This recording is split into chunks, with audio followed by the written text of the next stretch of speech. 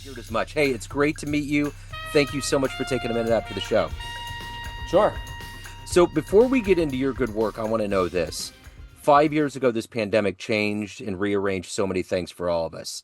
How did you get through that COVID era, and how has it influenced the way that you operate and do business today? It's funny because when COVID hit, I was a little upset because I knew that the trend of working virtually and using things like Zoom and Google Meet were going to explode because I had already been doing it for probably like 2 years before. Yeah. To me, the concept of having a physical location and an office where people come into work every day with the tools that we already had at our disposal, it never really connected. It never really clicked for me. I Yeah. always thought it would make sense. So even before COVID hit, I had a couple virtual assistants, which that derived from the great book, The 4 Hour Work Week by Tim Ferriss, where he talks about the VAs. He had been doing it since, I believe, probably like the early 2010s or so. So I got that idea from there. My goal was always to travel as much as I can and travel full time. So I knew I had to figure that out. So I moved to Tampa, COVID hit, and I was already virtual, and I just launched my virtual company sort of as an offset, as an add-on to my public adjusting services that I was providing already. So, let's get into exactly what you do on a daily basis as an entrepreneur. I'm going to put you in front of a bunch of 12-year-olds. It's career day. You're in the school. You walk into the room. Kid in the back of the room is like, "Hey, what do you do for a living?" What's your answer? I sell businesses. Now, if you are you looking for like a typical day or what I do for a living? Yep, that's good. But if you wanted, if they were like, "Well, what do you actually do?" That would be the addendum to it. Oh, that's tough right now because I thought about it because we were talking about my kid. He's 3.5 years old, and it's so easy for him to explain to someone what his mother does because she's a pharmacist. Yeah, Everybody knows what that is. yeah. I think it's very difficult to explain entrepreneurship because even if you ask my in-laws, my family, they're all originally from Cuba, so they don't really speak English, and all they know is that Vince is in the office all day talking. Well, that's okay. The So kids that's would what I under do for a living. I'm in the office talking all day, talking like all right day. now. I love it. So, what did you want to be at 12 years old? What was your dream life, dream gig? You're gonna laugh. I wanted to be a stockbroker. Okay, no, that I makes sense. remember middle school, probably around 12 years old, and they asked us all, and I wanted to be a stockbroker because my dad had told me that they made a lot of money, and that's what I wanted to be. So, where were you born and raised? Miami, Florida. Okay, so you're from Miami. So take me back to your childhood. What were the foundational elements of wanting to be a stockbroker, entrepreneurship, being successful? What were those seeds sown in you that have become your career? It's all my dad. Yeah, My dad was always the type who was in his office all day talking on the phone, a real phone though. yeah, And he never really he could never work for anybody. So there was always a hustle, a new hustle, a new thing. And he originally started in the casino business. And by the time he had me, it was just entrepreneurship, different ventures all the time. Unfortunately, it was always one after the other. After the other, it was just a bunch of different things. But he could never work for someone. And when I learned that was we were actually going through a hard time. And Joe, you're an entrepreneur, so you know entrepreneurship, it's not all pretty. There's downtimes and yeah. not days. Sometimes it could be months, right? Where income maybe is not coming in. So we had a couple hardships in my home in regards to having money and having enough funds to just take care of ourselves. And I remember going to him because I think my mom was upset. And I go to him and I said, Dad, why don't you just get a job? Like, we need money. Why don't you just get a job? And he literally just looked at me. He's like, I can't work for anybody. He's like, I can't. He's like, I just can't do that. I can't go and just go apply for a job and go into work and get a check. And he explained that to me when I was probably like 15, 16 years old, maybe a little bit younger. And I've never forgotten that. So I believe for sure I got my entrepreneurial genes because I'm the same way. I can't work for anybody. Like, it's probably why I didn't join the military. Um, It's probably why I've just always worked for myself. The only person I really worked for a very long time, for 10 years, was ultimately my mentor, Richard Iturriaga, in the second public adjusting firm that I worked in, where I had planned on only being there for about a year or two and then starting my own thing. But he gave me such autonomy and also such great advice when I would speak to him. He never told me what to do. And that was just a great relationship where he just let me do what I want. That's really, to this day, the only person I've ever really been able to work for, even though I was basically running my own little business as, on commission for his company. When you got out on your own, what was the first business that you launched? The first business that I launched was probably my tennis academy, where I got fired as tennis director on, I think it was probably 2011 or 2012 on New Year's Eve. And I was done. I was also a public insurance adjuster at the same time. And I was like, you know what? Perfect. I'm going to go all in on public adjusting. And then when everybody came back from the Christmas vacation, because again, I was fired on New Year's Eve, December 31st, all the kids were upset. The parents were upset. The employees had just found out and they were upset. I was their, fearless leader. And they said, this is not cool. They shouldn't have fired you. Like, it was just because of a bad hire that I had made. And they said, you need to find another tennis academy. Like, you got to find some courts. And I'm like, no, I'm done. And I just like, it's who I am is, okay, fine. You spark an idea. I'll at least give it a shot. Yeah. And I just made a couple calls, stood up in my BNI meeting as a public adjuster. And I just said, hey, if you know the president of this particular association, because I had drove by and there was four nice courts inside of an apartment complex, let me know. Somebody knew the person. So I called the person. And within 2 weeks after I got fired, I opened up my first business, my tennis academy, Miami Elite Tennis Academy. You could probably still find it online. And yeah, we just taught kids from, I always say 4 to 94 in group classes and private classes and stuff like that. So the one thing about being a stockbroker, being an entrepreneur is that you want to make money. That's a part of it. What was the first big purchase you made when you made money? When you got that windfall and you realized that you were making money, was there a purchase that you were like, I want to get this? It's not as exciting as you think. I opened up my Roth IRA, my SEP IRA. I put almost most of that money away. And well, I mean, I did buy two homes. I bought my home.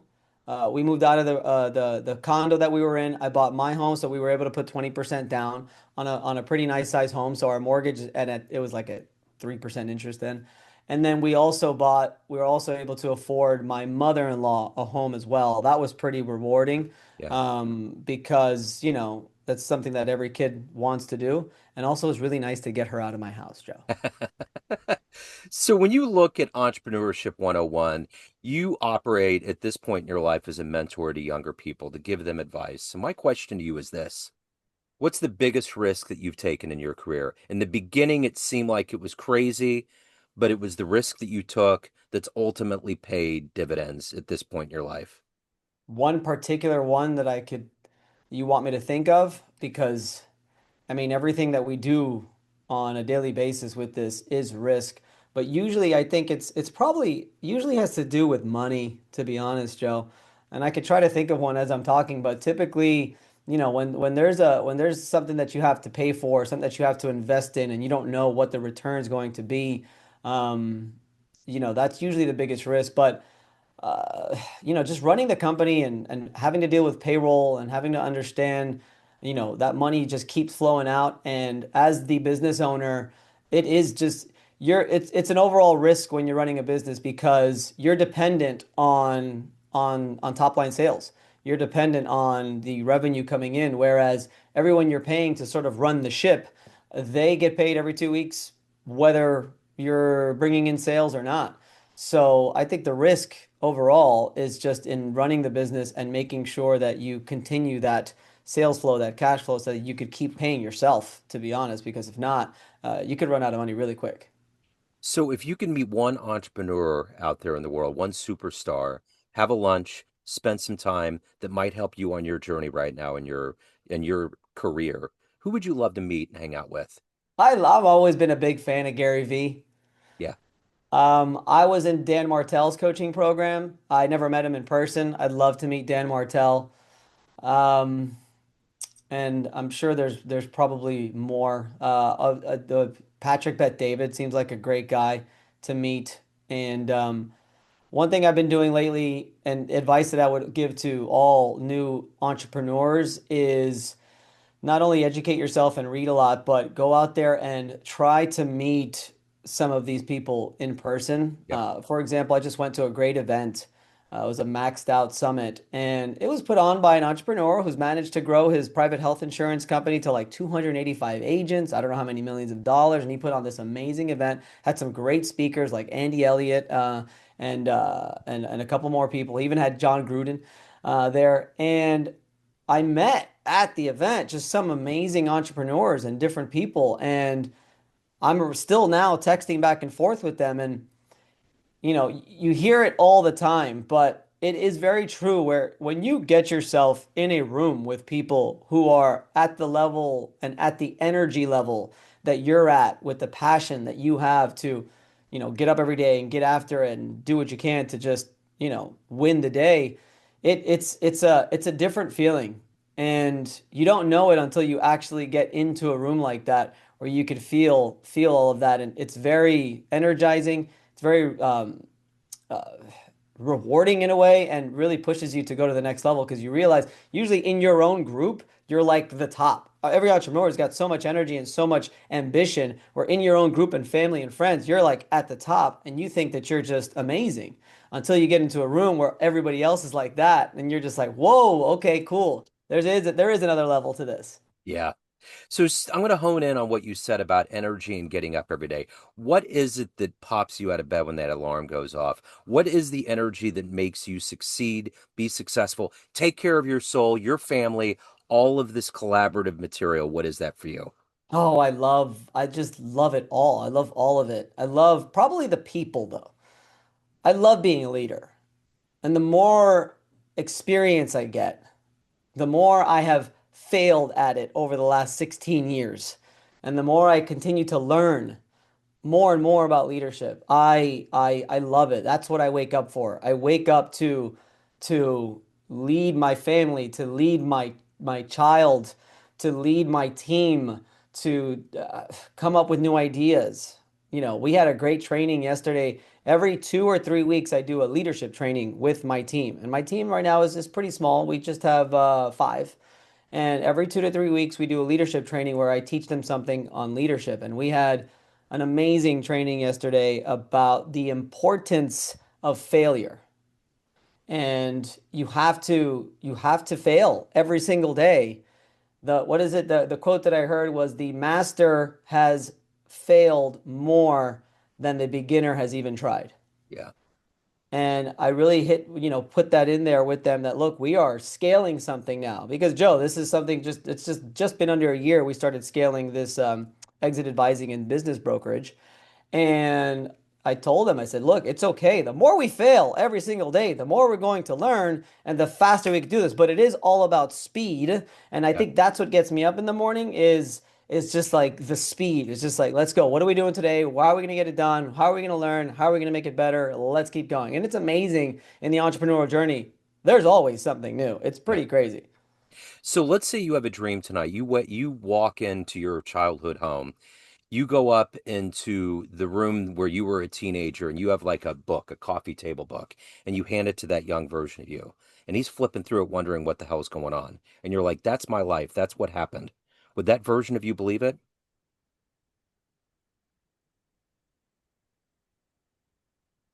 I'd like to think so. Yeah. I'd like to think so. I was raised, my parents were pretty strict, but extremely supportive in everything that I did. We had a great relationship. I have a tattoo on my arm that just represents the three of us. I was an only child. Yeah. So although they were strict on, we ate at the same time, I had to be home at the same time. I had a curfew when I was 16 and 17. But I never really got into too much trouble. And I think it's because they were not only very strict and we were very organized and, things had to be done when they had to be done, but not military style either, but they were very, very supportive. And I would like to think that if my 16-year-old self or whatever saw that book, that he would believe in himself, that he could totally accomplish what I've accomplished. And Joe, there's a lot more. Yeah. I'm not even halfway there. Yeah. So, you know. Yeah. I dig it. So let me ask you this. If you walked into a room of everybody that knows you in a business sense throughout your career as an entrepreneur and in business before with your mentor, and you went to the front of that room to a podium and you could tell them a fun story, the first concert you went to, the best sporting event you ever witnessed, climbing a mountain, outrunning a bear, a fun story that would humanize you to that group of business people, what would be a great story that you would tell that room? Well, I got suckered into climbing Mount Kilimanjaro. So you mentioned mountain, and Yeah. I've got one coming up in January, another one. My cousin, who is fairly overweight, his brother overweight, but I was always pretty fit, and he just said, "I'm gonna come with me to climb Mount Kilimanjaro in Africa." And I said, sure, but I'm not the outdoorsy type. I'm from Miami, Florida. Like I'm from the city. I don't go camping. I don't do hiking. I don't do any of that stuff.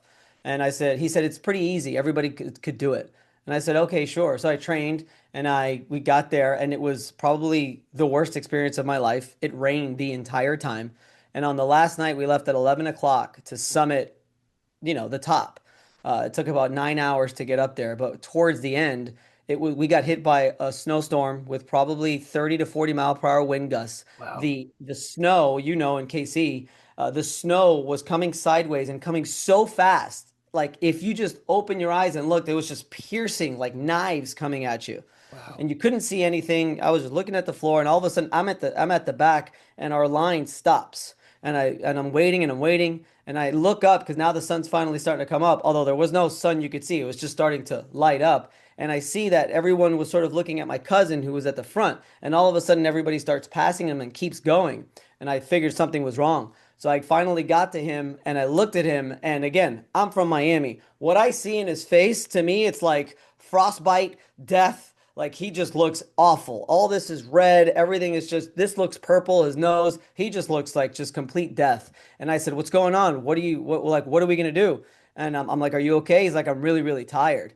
And I went to the guide. The guide's name is August from Africa. And I said, hey, I don't think my cousin's looking good. Maybe we should go down. And he looks at my cousin. He's like, what are you feeling? Are you tired? He's like, yeah, I'm just tired. He's like, are you dizzy? And he's like, no, I'm not dizzy. Then keep going. And I looked at my cousin and I go, dude, like, are you okay? We don't have to keep going. And he just looked at me in the eye. Shit you not. It's a true story. Looked at me in the eye and he said, take me up that fucking mountain. And I was Wow. like, in my head, I was like, oh, so ready to go back down. And we went there and we got up there. And honestly, it was the hardest thing that I've ever done in my entire life. No business, no failure, no success has been more difficult than summiting that mountain Did it because of the weather, I think, and just everything else. did it feel good though, now that you look back that you actually got up there? No, it was the most amazing feeling of accomplishment of anything that I've done. I Yeah. mean, maybe my child will rank there as well, but that's not an is that I guess it is an accomplishment, but like the mountain is a physical and mental feat. And Yeah. I've done triathlons, I've done marathons, and nothing has compared to the Kilimanjaro experience. Wow. So that's a natural lead into the next thing of everything that you've done, accomplished, and evolved to in your life. What are you the proudest of?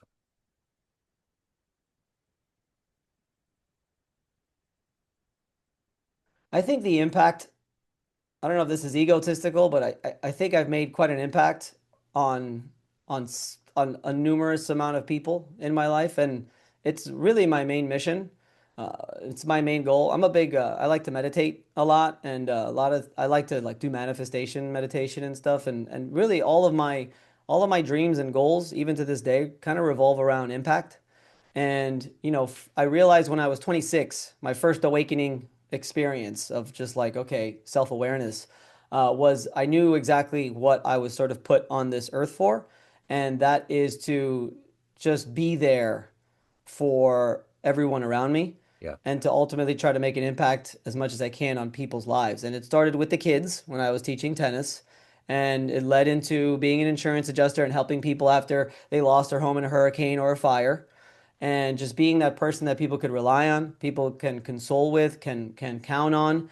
And in order to be that person, that also includes you having to be the best version of yourself. Leadership ultimately starts with yourself. You have to educate yourself. You have to stay healthy. You have to stay fit. You have to be the model for whatever it is other people can achieve. And, that's always been a journey. And I would say that's probably been the biggest achievement is just always trying to be what Ed Milet calls the one, where, people are attracted to and just continuing to grow from there. So at the end of the day, Vince, everyone has a perception of you, family, friends, clients, everyone that you work with, but you run the show. What's your perception of you? Who do you think you are? And you're asking some great questions, Joe. Good. Wish I would have prepared a little bit more. My perception of myself is my perception of myself is just one of just endless, relentless drive to continue to get better every single day and give it absolute 100% every single day, no matter what. And I think that's what the perception is probably from others around me that they see as well is that like, this guy doesn't stop. This guy just keeps going. And, I'm never going to stop. And I'm a very optimistic person as well that things will ultimately, always work out one way or the other. So, yeah, I would say that's it. I don't know if that answered your question. It does. It totally does. Sometimes the short and sweet one for that is it. So if anybody wants to reach out, hire you, learn more, any of the good business in your world, where do they go? VincePerri.com, Okay. at Vince Perri Official on YouTube, at Vince Perri Official on Instagram. Pretty sure if you just type my name in, you'll probably find me pretty easily. And my Right on. email is vince@vinceperri.com. I will put all of this in the show notes. Vince, what a joy, man. Thank you, sir. Thank you for your story. Thank you for your time. Best of luck with everything. Thank you so much, Joe. Cool. Thank you.